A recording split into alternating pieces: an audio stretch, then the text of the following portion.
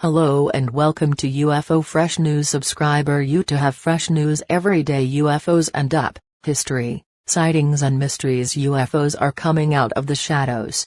Discussion of unidentified flying objects, or, as they have recently been rebranded, unidentified aerial phenomena, UAP, was long relegated to society's fringes. The topic was toxic, and many people avoided serious engagement with it, out of fear of being branded a crackpot. But that has begun to change in the past few years. Prominent scientists now openly push for serious study of UFOs, and the U.S. Navy recently drew up new guidelines that encourage pilots to report curious or confusing sky sights. Read on for a brief history of UFO sightings, potential explanations for them and cultural attitudes toward the phenomenon. People have seen intriguing or confounding objects in the sky for as long as we've been looking up. Over the eons, for example, many different cultures have regarded meteors and comets as supernatural phenomena, or at least processed them through a supernatural lens. These dramatic skylights have been deemed manifestations of a deity's displeasure or interpreted as signs that something wonderful, terrible or simply consequential is soon to happen.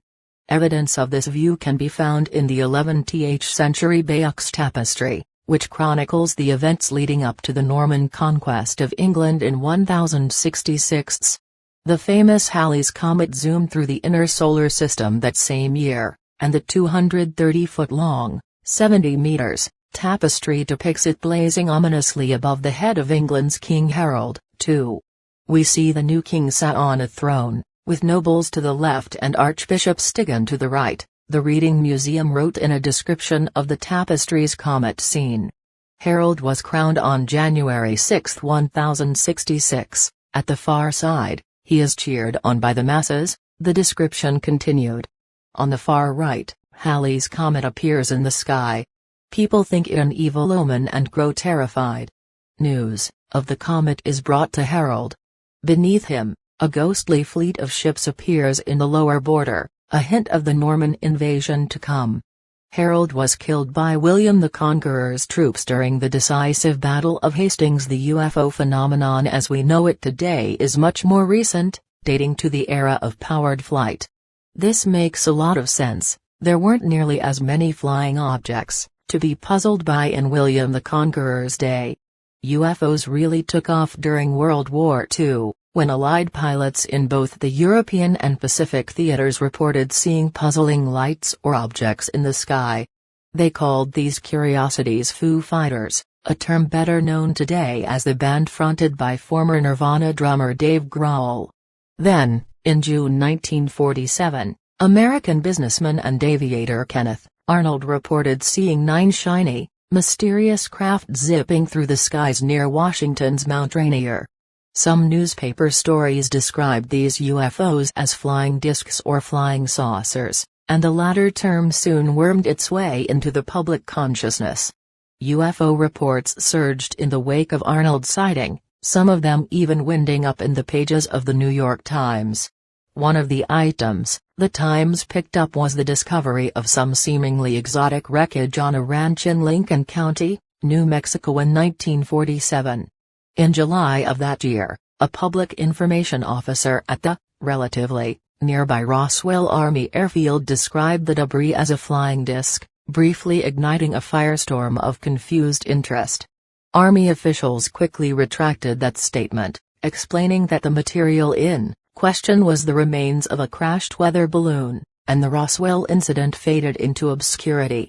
It came roaring back 3 decades later, however, revived by UFO enthusiasts who claimed that the U.S. government had found an alien spacecraft in New Mexico, perhaps even with extraterrestrials inside, and covered the whole thing up.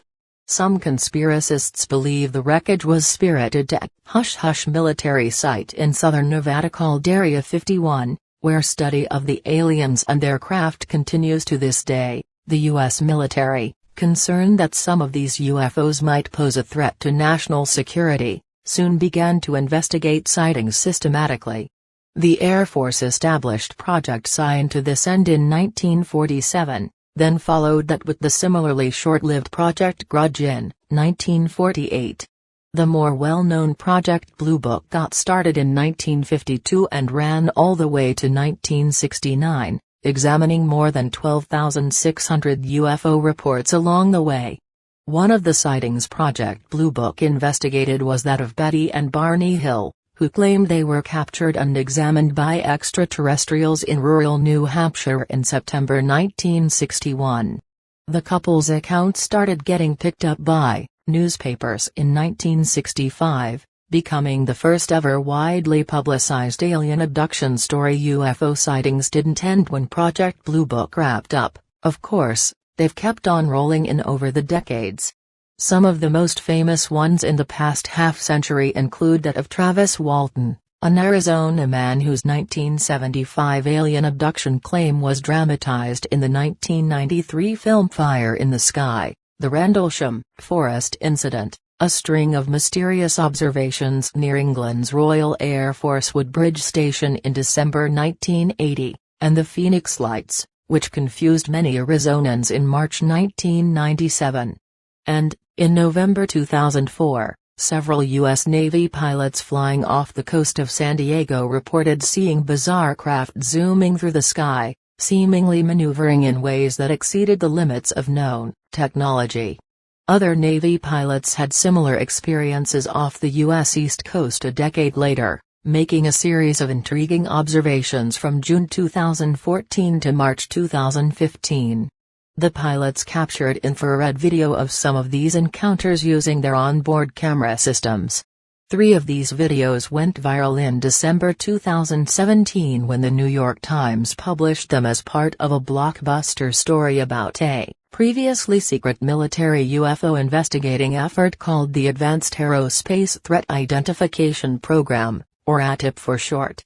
Politico and The Washington Post also published deep dives into ATIP, which was first funded at the request of then-Senator Harry Reid, D. Nevada, and appears to have been a driving force in the rebranding of UFOs to UAP, a term with less historical baggage. The program ran from 2007 until a funding phase-out in 2012, though ATIP personnel have said its work continued in an unofficial capacity for a few years after that. ATIP has a successor, and it was born in the sunlight, comparatively speaking.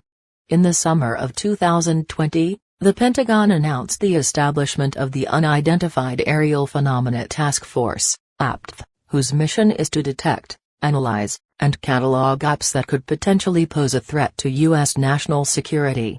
We've seen some of the task force's work already. In June 2021, the Office of the Director of National Intelligence, DNI, released a congressionally mandated report outlining what the UAPTF, the FBI and the Office of Naval Intelligence make of 144 recent UFO encounters documented by U.S. government sensors, with a focus on sightings by Navy pilots between November 2004 and March 2021. The report, a preliminary 9-page assessment that you can read here, found that 18 of the 144 UFOs moved in odd or unexpected ways. Some UAP appeared to remain stationary in winds aloft, move against the wind, maneuver abruptly or move at considerable speed, without discernible means of propulsion. In a small number of cases, military aircraft systems processed radio frequency, RF, energy associated with UAP sightings, the report states. UFOs are undeniably real, people often see things in the sky that they can't identify. But that doesn't necessarily mean there's anything exotic going on. For example, the 1947 Roswell debris actually came from a high-altitude balloon lofted by the U.S. military as part of Project Mogul, a secret program that searched for evidence of atomic bomb tests by the Soviet Union. And the 1997 Phoenix Lights were likely caused by high-flying planes and a military flare-dropping exercise.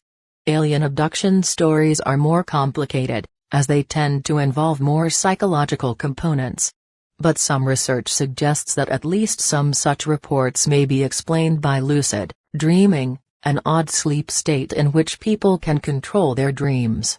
Project Blue Book got to the bottom of the vast majority of the 12,600 sightings it investigated, ascribing most of them to natural phenomena such as clouds, stars and bright planets. The Air Force researchers could not explain 701 of the encounters, but they concluded that none displayed evidence of otherworldly technology or posed a threat to national security. The 2021 DNI report evinces less certainty, positively identifying just one of the 144 examined up. That lone demystified object was a large, deflating balloon. The investigators stressed that more data are needed to understand UP, which likely have multiple explanations. For example, strange and seemingly inexplicable movement patterns could be the result of sensor errors, spoofing or observer misperception and require additional rigorous analysis, the report states. Advanced technology developed by foreign adversaries is another potential cause. If foreign tech is indeed behind some of these sightings, UP would represent a national security challenge, the report adds. This possibility has spurred the U.S. military to take the UP issue more seriously than ever before. In 2019, for example, the Navy formalized its UFO reporting guidelines, a revision that could remove much of the stigma that has long been associated with sightings, as Politico noted. The 2021 DNI assessment does not explicitly mention the alien hypothesis, it's implicitly lumped into a catch-all other category of possible explanations. And there are good reasons not to leap to the ET conclusion, experts say. For example, the Navy pilots' sightings in 2004, 2014 and 2015 occurred in coastal waters, which is where you might expect to find advanced reconnaissance craft operated by rival nations, pointed out Seth Shostak, a senior astronomer at the SETI, Search for Extraterrestrial Intelligence, Institute in Mountain View, California. Flights over the U.S. mainland would be much easier to detect, and some of the encounters apparently occurred shortly after the Navy jet's radar systems were upgraded, suggesting a glitch of some kind might be responsible. Indeed, it may be telling that imagery of UFOs, no matter what era it was captured in, tends to depict the objects as fuzzy blobs. The sightings always recede to the edge of what technology allows you to do, Shostak told Space.com in 2019. The aliens are kind of keeping pace with technology.